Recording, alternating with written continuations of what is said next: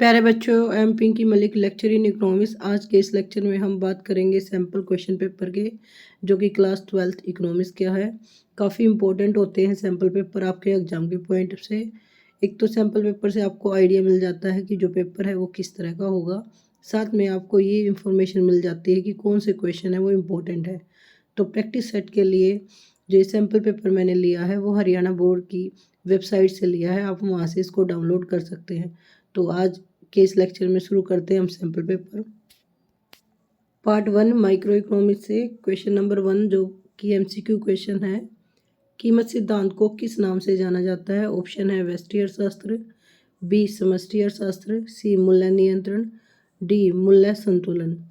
The price theory is known as a microeconomics, macroeconomics, price control, price equilibrium. तो हम जानते हैं कि जो व्यष्टि अर्थशास्त्र है यानी कि माइक्रो इकोनॉमिक्स है, उसको हम कीमत सिद्धांत के रूप में जानते हैं।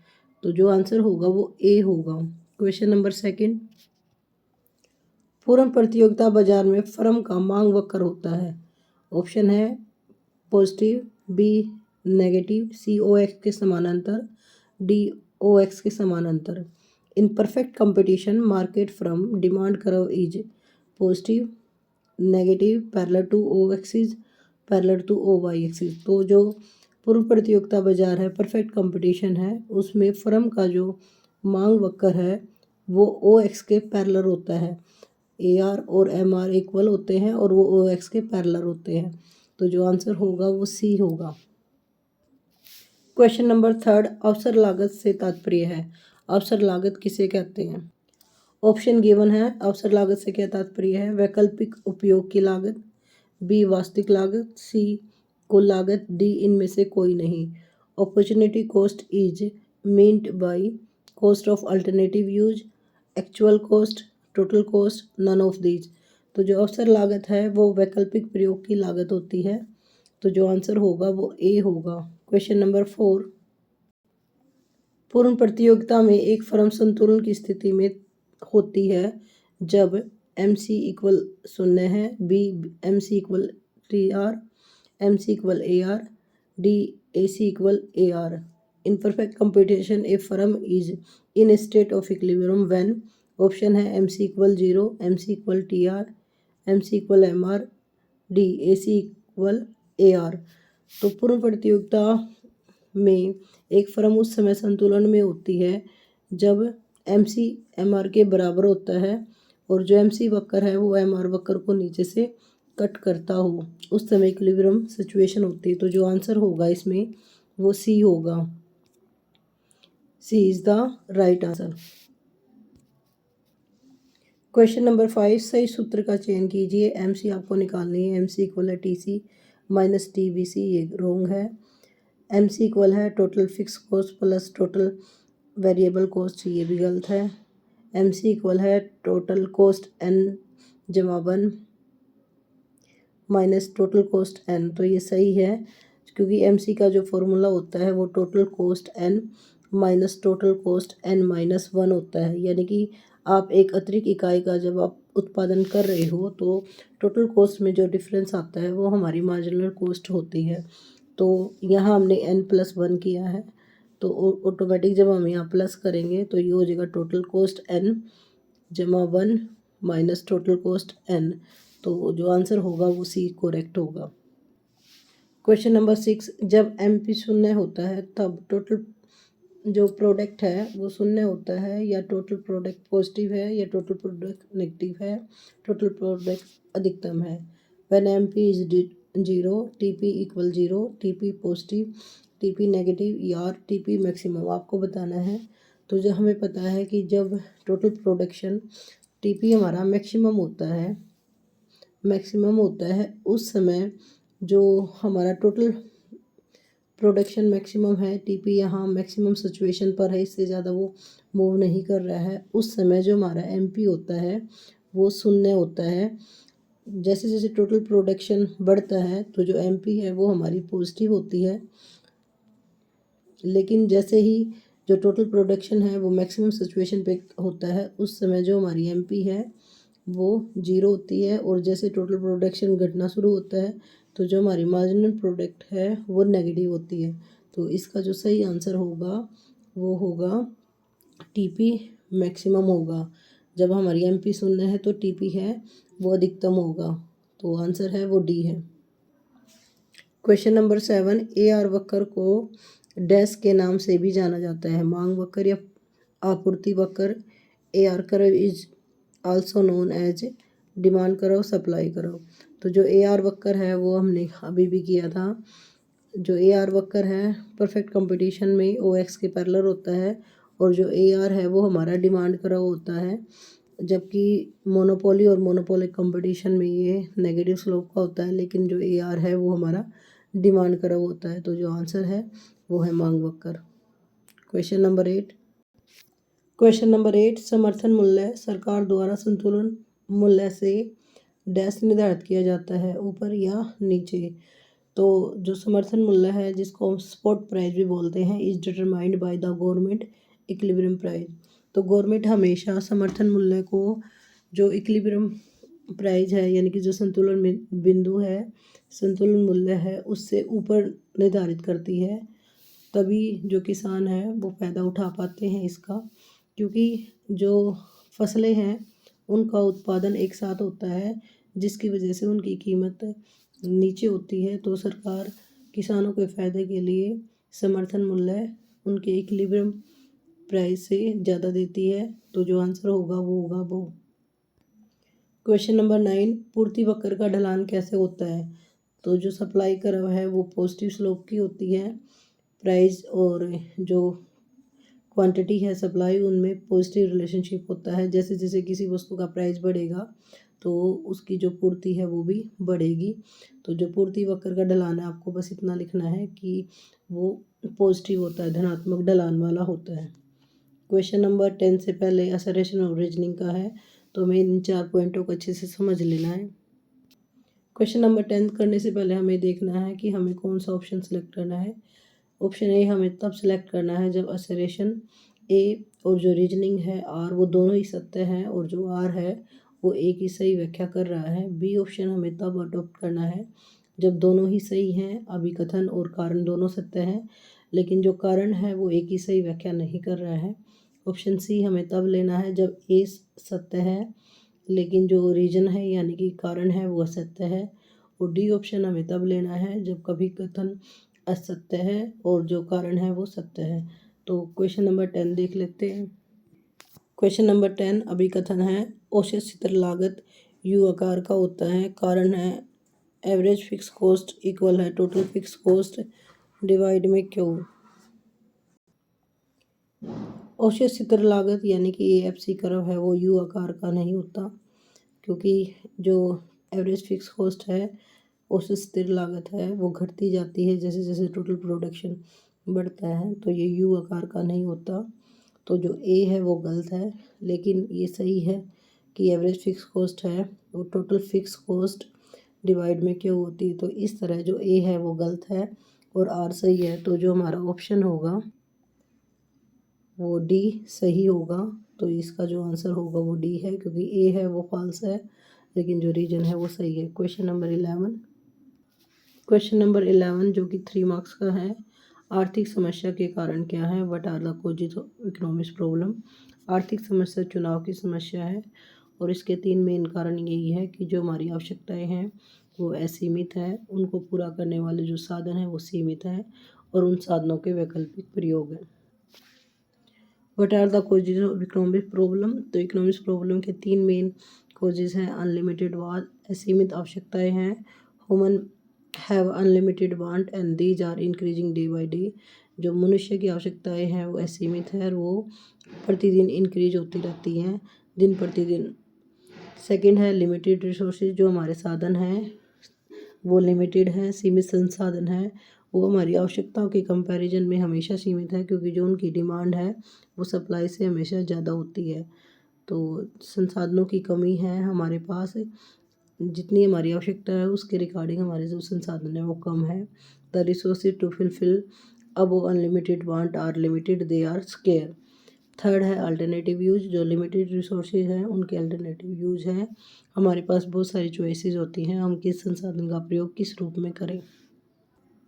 जैसे कि दूध है, दूध के साथ हम चाय बना सकते हैं, पनीर बना सकते हैं, दही बना सकते हैं। तो कोई भी संसाधन है उसके हम बहुत सारे प्रयोग कर सकते हैं। तो हमें चॉइस करनी पड़ती है हम कौन से संसाधन का प्रयोग कौन सी आवश्यकता को पूरा करने के लिए करें। क्वेश्चन नंबर 12, उदासीनता वक्र की विशेषताएं बताइए। Describe the characteristic of indifference curve. Indifference curve दो वस्तुओं के उन संयोगों को दर्शाता है जिससे उपभोक्ता को समान यूटिलिटी यानी कि समान संतुष्टि प्राप्त होती है। तो जो उदासीनता वक्र है उसको हम आईसी वक्र भी कहते हैं। वो ओरिजिनल से कन्वेक्स होता है, ठीक है, उन्नतोदर होता है। और जितना इंडिफरेंस कर्व ऊंचा होगा उपभोक्ता को उतनी संतुष्टि मिलती है।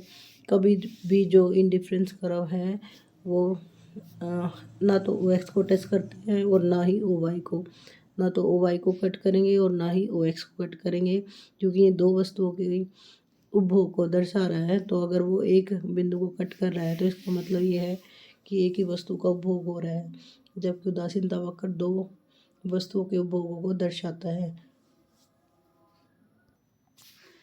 Properties of IC curve. IC वक्र की प्रॉपर्टीज यानी कि विशेषताएं क्या क्या हैं। सबसे पहले डाउनवर्ड स्लोपिंग। जो इंडिफरेंस कर्व है वो डाउनवर्ड स्लोपिंग होता है, यानी कि ऊपर से नीचे की तरफ होता है, नेगेटिव स्लोप का होता है। And indifference curve slope downward because to maintain the same level of satisfaction an increase in the consumption of one good must be offset by the decrease in the consumption of the others good। अगर हम एक वस्तु का उपभोग बढ़ाना चाहते हैं तो हमें दूसरी वस्तु का उपभोग कम करना पड़ेगा, इसलिए जो इंडिफरेंस कर्व है वो डाउनवर्ड स्लोपिंग होता है। सेकंड है कन्वेक्स टू ओरिजिनल। जो इंडिफरेंस कर्व है वो मूल बिंदु की ओर नतोदर होता है, यानी कि उल्टा होता है। इसका रीजन भी यही है कि जैसे जैसे हम एक्स वस्तु का उपभोग बढ़ाना चाहते हैं तो हमें वाई वस्तु का उपभोग पहले से ज़्यादा त्यागना पड़ेगा। The convex shape of indifference curve reflect the law of diminishing marginal rate of substitute. जैसे as a consumer has more of one good they have to willing give up less and less to other to get the additional unit of first good. तो जैसे जैसे वो एक वस्तु का उपभोग बढ़ाएगा तो उसे वाई वस्तु का उपभोग कम करना पड़ेगा, लेकिन हर बार जैसे वो एक्स्ट्रा यूनिट चाहेगा एक्स वस्तु की तो हर बार वो चाहेगा कि मैं वाई वस्तु का कम त्याग करूं, जिसकी वजह से जो ओ एक्स है कि जो इंडिफरेंस कर्व है वो एक्स के कन्वेक्स होता है। Higher curve higher satisfaction. Indifference curve जितना ऊंचा होगा एक कंज्यूमर को उतना ही सेटिस्फेक्शन ज़्यादा मिलेगा। तो जो आईसी वक्र 1 है वो आईसी वक्र 2 से कम यूटिलिटी देगा। आईसी वक्र 2 क्योंकि ऊपर है तो वो ज़्यादा सेटिस्फेक्शन उपभोक्ता को देगा। थर्ड है नॉन इंटरसेक्टिंग। कोई भी इंडिफरेंस कर्व एक दूसरे को कट नहीं करेंगे, वो एक दूसरे के पैरेलल हो सकते हैं, एक दूसरे के इक्वल हो सकते हैं, लेकिन कभी भी वो एक दूसरे को कट नहीं करेंगे। इंडिफरेंस कर्व हमेशा ऊपर या नीचे होंगे, क्योंकि जो आईसी वक्र है वो समान सेटिस्फेक्शन को शो कर रही है। नेक्स्ट क्वेश्चन अथवा में क्वेश्चन है उदासीनता वक्र की सहायता से उपभोक्ता संतुलन की व्याख्या कीजिए। Explain the consumer equilibrium with the help of indifference curve. तो उपभोक्ता उस समय संतुलन में होता है जहां बजट लाइन और इंडिफरेंस कर्व एक दूसरे को कट करते हों, वहाँ उपभोक्ता संतुलन की सिचुएशन में होता है। तो इसको डायग्रामेटिकली देखते हैं। ये हमारी बजट लाइन है और ये हमारा आईसी वक्र है। आईसी वक्र जहाँ बजट लाइन को टच कर रहा है वहाँ इक्विलिब्रियम होता है।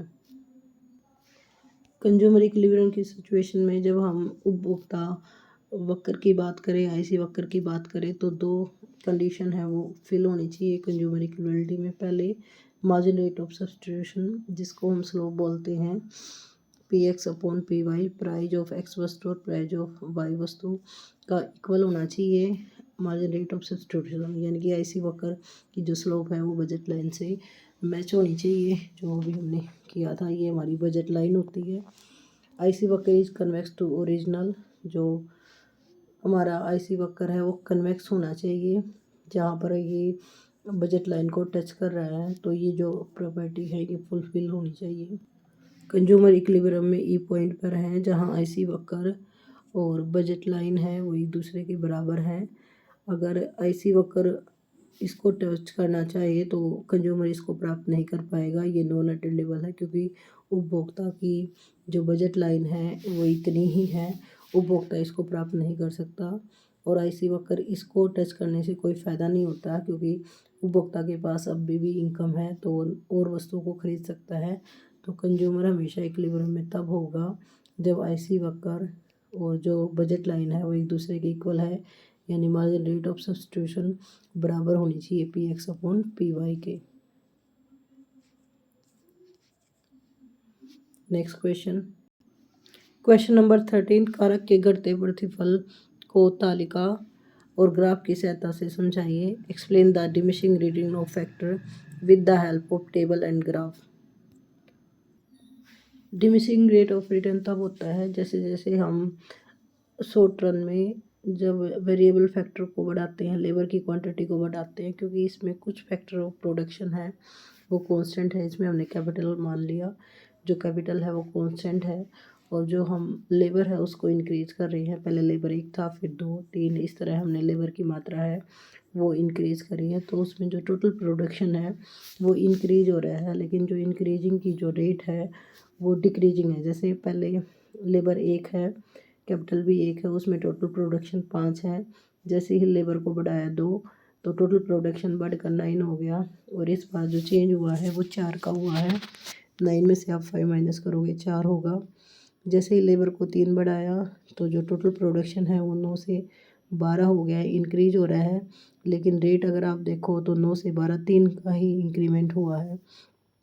ऐसे ही जब आप 4 करोगे तो इंक्रीमेंट होगा वो 2 का होगा, 12 से 14, फिर 14 से 15 1 का इंक्रीमेंट हुआ, 15 से 15 कोई इंक्रीमेंट नहीं हुआ है और लास्ट में 15 से 14 तो माइनस में हुआ है। तो जो हमारा मार्जिनल प्रोडक्ट है डिमिनिशिंग रेट ऑफ फैक्टर में वो घटता जाता है।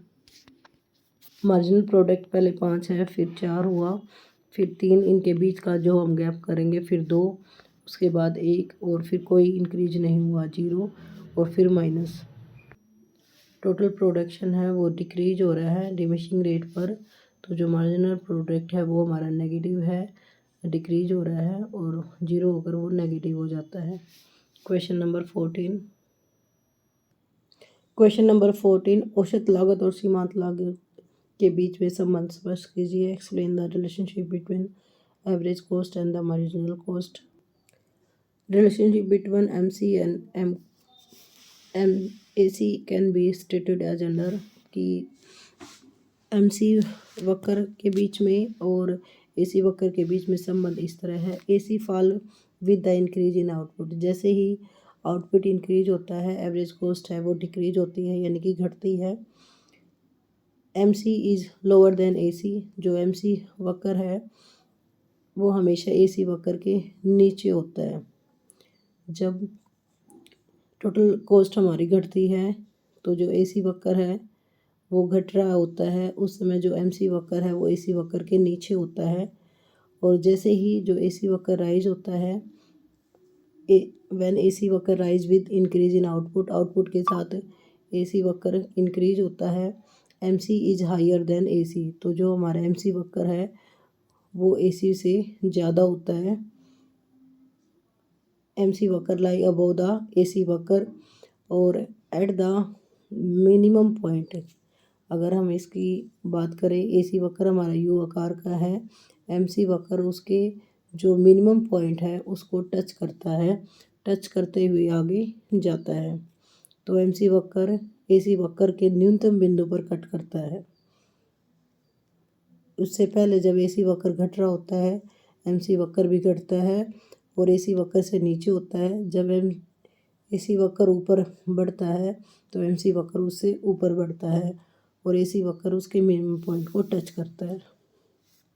और दोनों की कैलकुलेशन AC वक्र और MC वक्र की दोनों की कैलकुलेशन टोटल कॉस्ट से निकाली जाती है।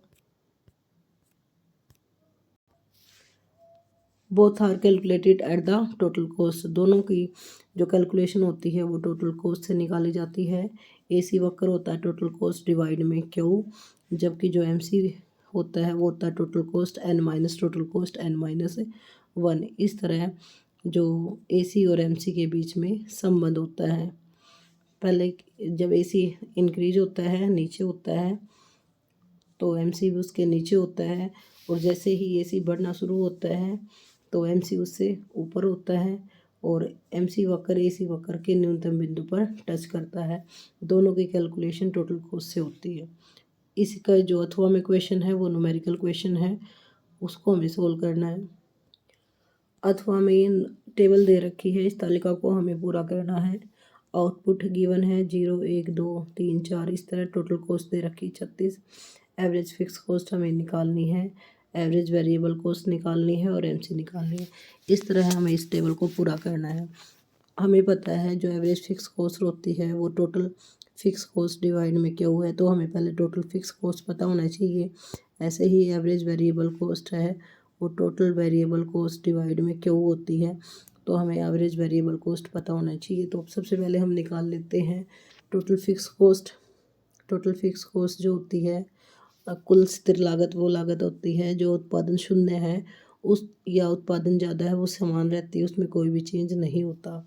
तो जब आउटपुट शून्य है उसके बाद भी जो कॉस्ट आ रही है वो हमारी टोटल फिक्स कॉस्ट होती है, और टोटल फिक्स कॉस्ट कभी भी चेंज नहीं होती है। एवरेज टोटल फिक्स कॉस्ट निकालने के बाद अब हम एवरेज फिक्स कॉस्ट निकाल लेंगे। एवरेज फिक्स कॉस्ट निकालने का सिंपल सा फॉर्मूला है टोटल फिक्स कॉस्ट डिवाइड में क्यू। तो 36 को हम जब 0 से डिवाइड करेंगे तो हमारा आंसर होगा इन्फिनिटिव, क्योंकि किसी भी चीज़ को जब हम 0 से डिवाइड करते हैं तो आंसर इन्फिनिटिव होता है। 36 को 1 से डिवाइड करेंगे तो जो आंसर होगा हमारा वो 18 होगा, और 36 को 2 से डिवाइड करेंगे तो जो हमारा आंसर होगा 36 को 1 से डिवाइड करेंगे तो 36 होगा, 36 को 2 से डिवाइड करेंगे तो आंसर 18 होगा, और 36 को 3 से डिवाइड करेंगे तो 12 होगा, 36 को 4 से डिवाइड करेंगे तो 9 होगा। इस तरह हमारा आंसर होगा। टोटल फिक्स कॉस्ट को जब हम क्यू से डिवाइड करेंगे तो हमारा एवरेज फिक्स कॉस्ट निकल जाएगा। अब हमें एवरेज वेरिएबल कॉस्ट निकालना है। एवरेज वेरिएबल कॉस्ट निकालने के लिए पहले हमारे पास टोटल वेरिएबल कॉस्ट होनी चाहिए, और टोटल वेरिएबल कॉस्ट निकालने के लिए हमें क्या करना होगा, दो फॉर्मूले हो सकते हैं हमारे। टोटल वेरिएबल कॉस्ट होती है हमारी total cost minus total fix cost, यानी कि टोटल कॉस्ट में से जब हम टोटल फिक्स कॉस्ट माइनस कर देंगे तो हमारी टोटल वेरिएबल कॉस्ट निकल जाएगी। तो 36 में से जब हम 36 माइनस करेंगे तो जो हमारी टोटल वेरिएबल कॉस्ट होगी वो यहाँ 0 होगी। तो जो टोटल वेरिएबल कॉस्ट है वो यहाँ 0 होगी। तो टोटल वेरिएबल कॉस्ट को जब हम क्यू से डिवाइड करेंगे तो हमारा एवरेज वेरिएबल कॉस्ट हो जाएगा। तो 0 को 0 से डिवाइड करेंगे तो हमारा 0 या अब इन्फिनिटिव। इस तरह जो टोटल वेरिएबल कॉस्ट है वो टोटल कॉस्ट में से टोटल फिक्स कॉस्ट माइनस करेंगे तो निकल जाएगी। अब हमें निकालनी है नेक्स्ट टोटल कॉस्ट। अब यहाँ टोटल कॉस्ट गिवन नहीं है लेकिन यहाँ MC गिवन है, तो हमें टोटल कॉस्ट निकालनी है। तो जो टोटल कॉस्ट है वो MC का जोड़ होता है, समीशन वो है MC होता है, तो आप इनको प्लस करके टोटल कॉस्ट को निकाल सकते हो। तो 36 में जब हम 18 ऐड करेंगे, 36 में आपको 18 ऐड करने हैं क्योंकि MC यहाँ 18 है, तो आंसर आपका निकल जाएगा 54। तो जो टोटल कॉस्ट हो जाएगी आपकी यहाँ 54 होगी। तो 54 में से आपको 36 माइनस करनी है तो आपकी टोटल वेरिएबल कॉस्ट निकल जाएगी। टोटल वेरिएबल कॉस्ट आपकी होगी टोटल कॉस्ट 54, उसमें से फिक्स कॉस्ट 36 निकालोगे तो जो टोटल वेरिएबल कॉस्ट होगी वो आपकी 18 होगी। और जो एवरेज वेरिएबल कॉस्ट है 18 को जब आप 1 से डिवाइड करोगे तो आपकी 18 ही रहेगी। तो average variable cost total variable cost को क्यों से आपको डिवाइड करना है। इस तरह नेक्स्ट है जब हमें निकालनी है 54 जमा आप 14 करोगे तो कितना होगा आपका, वो होगा आपका 68। आप अदर्स भी प्लस कर सकते हो। तो 68 हो जाएगा आपका यहाँ आंसर। तो 68 जब आपकी टोटल कॉस्ट है तो 68 में से आपको 36 माइनस करनी है, तो आपकी जो टोटल वेरिएबल कॉस्ट है वो निकल जाएगी। तो टोटल वेरिएबल कॉस्ट निकालने के लिए 68 में से आप 36 माइनस करोगे, 38 माइनस 36 माइनस करोगे तो जो आंसर होगा वो आपका 32 होगा। अब 32 को आपको 2 से डिवाइड करना है एवरेज वेरिएबल कॉस्ट निकालने के लिए, तो जो आंसर होगा वो 16 होगा। इसी तरह जब आपको नेक्स्ट निकालना है, यहाँ आपको एमसी गिवन है, आपको एवरेज वेरिएबल कॉस्ट दे रखी है, तो एवरेज वेरिएबल कॉस्ट दे रखी है तो आप इससे टोटल वेरिएबल कॉस्ट निकाल सकते हो। जैसे जो एवरेज वेरिएबल कॉस्ट है वो total variable cost divide Q है, तो जब आप एवरेज वेरिएबल कॉस्ट को क्यू से मल्टीप्लाई करोगे तो आपका टोटल वेरिएबल कॉस्ट निकल जाएगी। तो 16 को आपको 3 से गुना करनी है तो आपकी टोटल वेरिएबल कॉस्ट निकल जाएगी। तो 16 को 16 को जब आप 3 से मल्टीप्लाई करोगे तो 48 होगा, जो आपकी टोटल वेरिएबल कॉस्ट होगी। टोटल वेरिएबल कॉस्ट है आपके पास और टोटल फिक्स कॉस्ट है, इनको आप जोड़ोगे तो आपकी टोटल कॉस्ट निकल जाएगी। तो 48 प्लस आपको 36 करना है, तो 48 प्लस 36 करोगे तो आपकी टोटल कॉस्ट निकल जाएगी।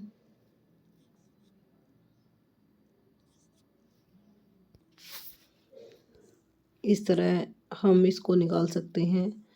तो जो हमारा आंसर होगा 8 और 6 14 असल 1 और ये हो जाएगा 4 और 4 8 84, तो 84 हमारी यहाँ टोटल कॉस्ट आ जाएगी 84। इस तरह फिर हम आगे निकाल पाएंगे। फिर हमें एमसी निकालनी है।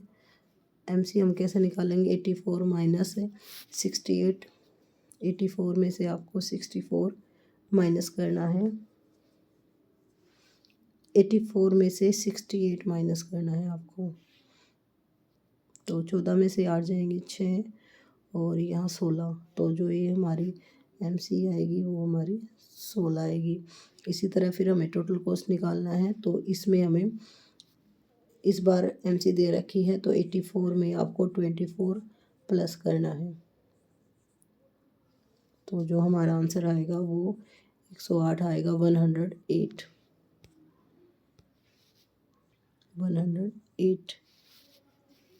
तो अब हम टोटल वेरिएबल कॉस्ट निकाल लेंगे इससे। टोटल वेरिएबल कॉस्ट निकालनी है तो टोटल कॉस्ट है 108, उसमें से टोटल फिक्स कॉस्ट माइनस करेंगे 36 से, तो जो आंसर होगा वो होगा हमारा 72। 108 में से 36 हमें माइनस करेंगे तो 72। अब 72 को 4 से डिवाइड करेंगे तो हमारा एवरेज वेरिएबल कॉस्ट निकल जाएगा। तो 72 को 4 से डिवाइड करेंगे हम, तो जो हमारा आंसर होगा वो 18 होगा। इस तरह हम इस टेबल को पूरा करेंगे तो हमें कंप्लीट नॉलेज होनी चाहिए एमसीक्यू क्या है, एमसी क्या है, टोटल फिक्स कॉस्ट क्या है, एवरेज फिक्स कॉस्ट क्या है और इनको हम कैसे निकाल सकते हैं। आज के लिए इतना ही, धन्यवाद, thanks for watching. Next video में हम इसके रिमेनिंग क्वेश्चंस को करेंगे और मैक्रो इकोनॉमिक्स को कंप्लीट करेंगे। अदरवाइज जो वीडियो है वो काफ़ी लंबी हो जाएगी। तो अगर आपको ये वीडियो अच्छी लगी तो लाइक शेयर और सब्सक्राइब करें। Thanks for watching.